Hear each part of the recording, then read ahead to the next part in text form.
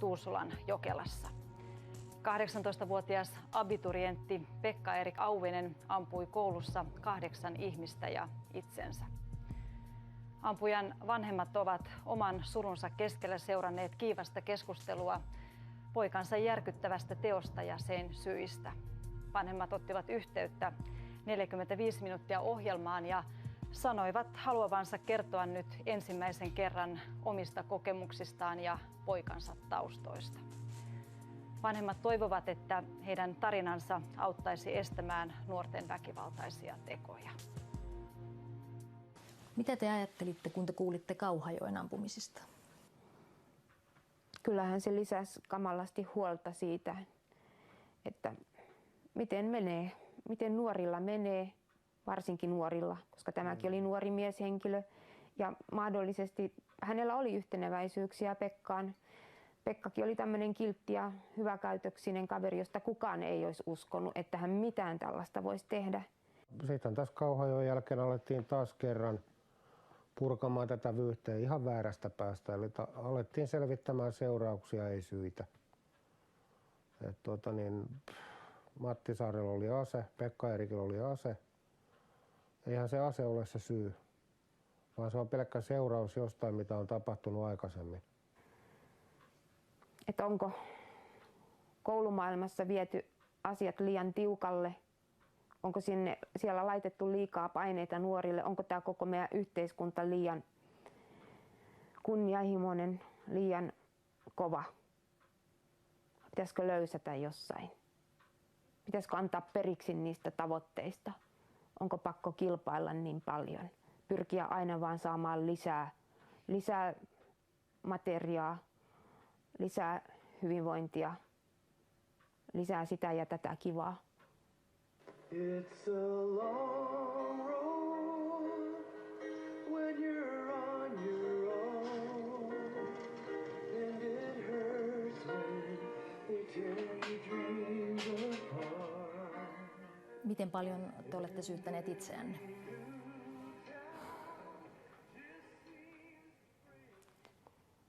No, ainakin henkilökohtaisesti kyllä voin sanoa, että ihan kaikesta.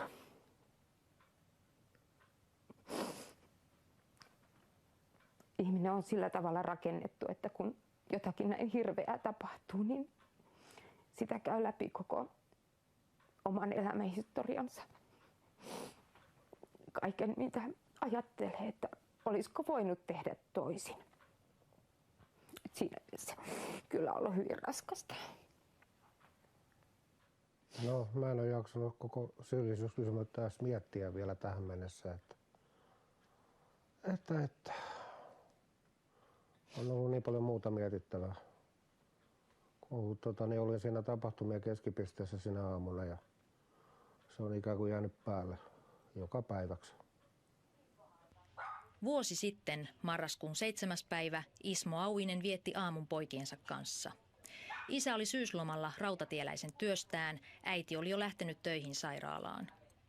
Ensin kouluun lähti nuorempi poika, sen jälkeen Pekka-Erik, jonka aamu oli sujunut tavalliseen tapaan hiusten laittelua myöten.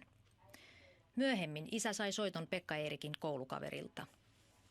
Kysyttiin, että onko Pekka kotona tai onko Pekan ase kotona. Ja siinä vaiheessa putosi melkein tonni tiiliä niskaan, että mikä ihmeen ase. Koska siitä ei ollut mitään tietoa. Ja näillä koulukavereilla sitä tietoa oli silloin jo aikaisemmin. Niin se oli Pekka puhunut koulussa siitä jo. Sehän oli ostanut edellisenä perjantaina sen aseen sitten ostoskuitin mukaan, mikä sä löysit sen. Mä löysin sen tuolta pojan huoneen sieltä kirjoituspöydän laatikosta sen. No, sitten menin vielä penkomaan tonne ja sitten mä löysin sieltä Pekan jättämän viimeisen kirjeen meille, joka oli aseteltuna tietokonepöydän eteen ihan sillä tavalla, että siinä yläpuolella luki isä, äiti ja veli. Ja sitten mä käänsin sen ja luin sen ja sen jälkeen menin shokkiin. Milloin te saitte tietää, mitä oli tapahtunut todella? kello oli jotakin jälkeen 5 iltapäivällä, kun saatiin tietää Pekan tilasta, että hän on hyvin huonossa kunnossa viety Helsinkiin. Ja siinä vaiheessa ei tiedetty uhreista mitään. Poliisi piti ihan niin kuin pimennossa. Että mä oon jälkikäteen lukenut sitten vasta, niin kuin, että oli ollut jo niin kuin jotain tiedotustilaisuuksia, missä oli kerrottu siitä Pekankin tilanteesta jo pari aikaisemmin niin kuin suurelle yleisölle, mutta me omaiset saatiin tietää se vasta sitten 5 jälkeen, että se tuntui hiukan pahalta. Mä en voinut ajatella kuin isänä sitä tapahtumaa, että mulla oli huoli vaan Pekasta. En mä pystynyt kohdistamaan sitä mikään muuhun. Ja myöskin sillä tapaa oli vaikea niin kuin tajuta, että ei esimerkiksi näiden uhrien henkilöllisyyttä saatu oikeastaan tietoon vasta kun monta viikkoa sen jälkeen niin kuin piti sitten niin kuin hakemalla hakea sitä tietoa, että kävin sitten jossain vaiheessa paikallisella hautausmaalla vähän katselemassa, että se oli niin kuin sillä tavalla aika käsittämätöntä ajatella, että niitä oli niin paljon ihmisiä siinä. Sitten monesti kysyi itseltä, että miksi ei olisi Pekka voinut vaan ottaa omaa henkeänsä pois. Vanhemmat eivät ole vieläkään pystyneet ottamaan yhteyttä uhrien omaisiin. Heti tapahtuman jälkeen he välittivät syvän osanottonsa avustustyöntekijöiden kautta. Näkyykö hänen käyttäytymisessään tämmöistä vihaa tai väkivallan ihannointia? Mä en voi sanoa, että olisin huomannut. No ei ainakaan käyttäytymisessä, koska Pekka oli hirveän rauhallinen luonne ja semmoinen niin kuin useimmiten hyvillä mielin. Ja aina kun oltiin yhteydessä kouluun ja soiteltiin sinne opettajille ja rehtorille, niin he aina antoi Pekasta pelkästään myönteistä palautetta. Ja me saatiin sellainen käsitys, että niin kuin Pekka on erittäin hyvä ja lahjakas oppilas ja näin varmaan olikin. Ja hyvin käyttäytyvä ja kaikin puolin niin kuin positiivinen. Jälkiviisaana äiti sanoo huomanneensa Pekka-Eerikin käytöksessä ehkä joitain merkkejä tulevasta. Ehkä hän kotitöitä teki vähän huolimattomammin tai kiireellisemmin, että vähän hutiloi. Sai vähän patistella tämmöisiä asioita, kun se olisi halunnut talvikengät ostaa uudet. Ja sitten mä ihmettelin, että no mikä se on, että se ei niitä sitten ostakaan. Että niin kuin tämmöinen hitaus tämmöisissä, niin kuin, mitkä nyt alkoi talvi painaa jo päälle ja pakkasta ja lunta tulossa ja talvikenkiä ei ostakaan. Niin viimeisenä iltanakin ennen kuin nukkumaan käytiin, niin mä muistuttelin, että nyt pitäisi ne talvikengät kyllä katsella ja etsiä, että valikoimaa on vielä hyvin, että muistuttelin sitä vielä ennen kuin itse kävin nukkumaan ja Pekka oli siinä huoneessaan koneella ja se vaan kohautteli hartioita ja sanoi, että joo ja tietysti nyt kaiken tämän jälkeen ajattelee, että no, että eipä se varmaan niitä olisi tarvinnut sitten enää. Että jos hän oli suunnitellut tätä jo maaliskuusta alkaen, niin kyllähän se oli sitten niin kuin sillä tavalla tiedossa. Perhe oli muuttanut Helsingistä Jokelaan, koska vanhemmat halusivat lapselleen rauhallisen kasvuympäristön ja pienen koulun. Järkytys oli suuri, kun Pekka-Eerikkiä alettiin kiusata jo ala-asteella. Käytiin kiinni ja Rökitettiin, paiskottiin pitkin naulakoita ynnä muuta tällaista. Ja niin kuin ihan käsiksi käymistäkin. Ja sitten oli kaikenlaista variaatiota, että oli semmoista henkistä väkivaltaa ja nimittelyä. Ja no muun muassa oli kuulapyssyllä ammuttiin Pekkaa tuossa joskus koulumatkalla ja osoiteltiin laserkynällä silmiä koulussa. Ja sitten kirjoiteltiin koulun taululle sitä sun tätä ja koko luokka saattoi nauraskella. Ja loppujen lopuksi ei ollut enää yhtään kaveria, ei kukaan lähtenyt enää edes lenkille tai pleikkaa pelaamaan. Että se oli kurjaa, tosi niin kuin raskaita ne vuodet siinä yläasteella sitten, kun ei ollut enää.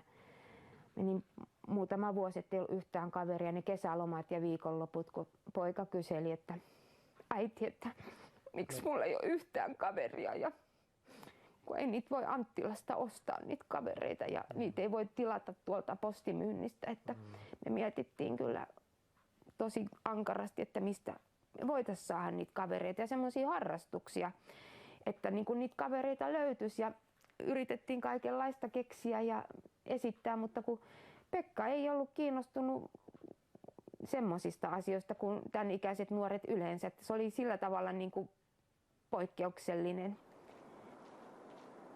Mitä ajattelette, miksi poikanne teki tämän? Ja mä uskoisin, että hän oli hyvin niin kuin pettynyt siihen, tähän ihmisyyteen yleensä. Ja näki varmastikin myös oman tämän tulevaisuutensa hyvin synkkänä. Ja sillä tavalla, että hänellä ei ollut mahdollisuuksia vaikuttaa todellisuudessa mihinkään. Hän jätti teille viestin.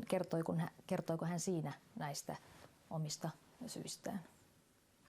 Siinä oli mainittu, että toivottavasti olot olisi tulevaisuudessa paremmat yksilöille.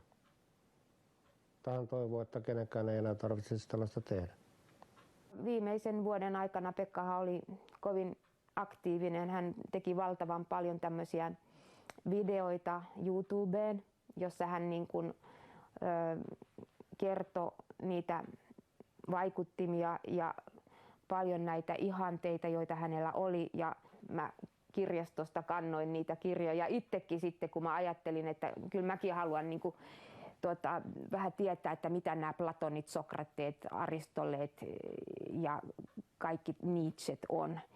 Internetkeskusteluissa on kysytty, ujuttiko äiti pojalleen linkolalaista ajattelua. Yleisesti on väitetty, että me oltaisiin aivopesty Pekkaa. Tai varsinkin minä. Että se on kyllä totaalisen väärä käsitys, että Pekka oli hyvin varhain tämmöinen erittäin omapäinen kaveri. Ja siihen ei paljon voinut vaikuttaa, että jos hän jotakin päätti, niin sen hän kyllä sitten teki. Ja jos hänelle yritti myydä jotakin niin kuin omaa ajatusta, siis varsinkin tämmöistä niin kuin aatteellista ajatusta, niin hän mieluummin kyllä sitten otti ihan päinvastaisen suunnan varan vuoksi. Että mä muistan silloin, kun mä itse kiinnostuin ympäristöasioista vuonna 2004, osittain Pekan innotuksestakin se asia kävi toisin sanoen päinvastoin, että Pekka innoitti enemmän minua ottaa selvää yhteiskunnallisista asioista kuin toistepäin. Poika oli tietokoneella useita tunteja päivässä. Netti oli auki, koska siellä oli kaveri.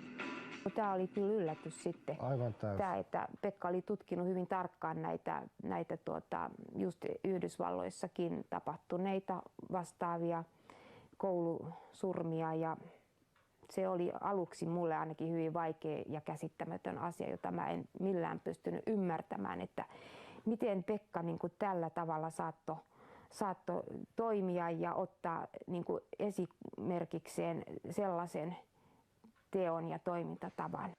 Vuodenvaihteessa 2006-2007 pojan mielenterveys huolestutti.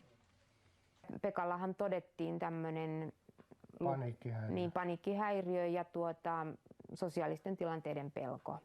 Diagnoosit hän sai, mutta esimerkiksi ei masennusta ikinä diagnosoitu. Ja hän sai sitten lääkettäkin tähän tarkoitukseen. Ja tosin se lääke ei sitten tahtonut auttaa, että sitten mä kysyin jossain vaiheessa, että eiköhän voi saada niin kuin lähetettä tämmöiselle nuorisopsykiatriselle poliklinikalle, että saisi terapiaa siihen rinnalle. Niin sitten lääkäri sanoi, että ei, että siellä on 6 kuukauden jonot ja tämä on niin lievä diagnoosi, mikä Pekalla on, että ei ole mitään mahdollisuuksia käytännössä. Että yritetään nyt vaan nostaa näitä annoksia ja silloin mä ajattelin, että voi hyvänen aika, että yksin tässä nyt sitten jäädään, että me sitten yritetään täällä kotona vaan tukea ja jotenkin niin kuin sinnitellä näiden lääkkeiden kanssa. Mutta ei Pekalla ollut mitään tämmöistä, että hän olisi koskaan edes puhunut siitä, että hän voisi itselleen tehdä jotakin tai jollekaan toiselle. Että niin mä sitten ajattelin mielessäni, että kai tämä sitten on lievä tapaus, kun lääkärikin sanoo niin, että rauhoitutaan. Vuorio ja Auvinen haluavat olla muille varoittava esimerkki. Jos apua ei saa, sitä on vaatimalla vaadittava. Miten media on teitä kohdellut? Aika kova syyllistämisen tarve on ollut tässä heti sen tapahtuman jälkeen, kun alkuunhan me ei pystytty lukemaan edes niitä lehtiä. vasta sitten jälkeenpäin, kun alettiin lukemaan näitä lehtiä, niin siellä on kyllä ihan kaikenmoista, että me tässä vanhat hipit, eikö se niin ole? No se taisi olla tässä paikallislehdessä. Paikallislehdessä Silloin oli, että ensimmäisellä viikolla tuli tämmöinen juttu, jossa meidät leimattiin hipeiksi ja sitten jotenkin sanottiin, että myllättiin tämä kaunis kaunis tontti perunapeloksi heti kun muutettiin tähän. mikä ei pidä paikkaansa sinällä ollenkaan. Niin. Oletteko te kokeneet vihaa? No kyllä, sitäkin on tullut selvästi. Sikäli ymmärrettävää, että koska tämä teko oli niin väkivaltainen, niin onhan se selvää, että se herättää ihmisissä voimakkaita tunteita. Se on enemmänkin ollut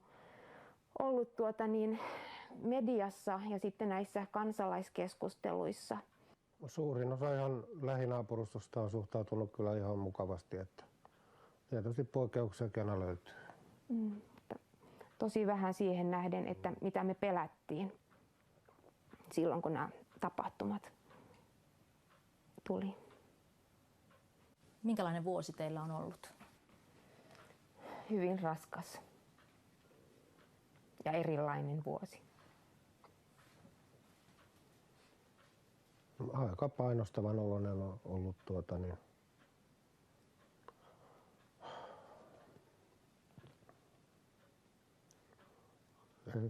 että ensimmäiset 3 kuukautta tapahtuman jälkeen oli kyllä meni ihan kuin sumussa. Et ei juuri tajunnut mistään mitään, että missä ollaan ja missä mennään. Mutta pikkuhiljaa sitten kuitenkin on päästy kiinni tähän tavalliseen elämään askel kerrallaan. Meillä on ollut hyviä tukihenkilöitä, terapeutteja, ystäviä ja sukulaisia, jotka ovat auttaneet meitä ja olleet meidän kanssa silloin, kun on tarvinnut jotain.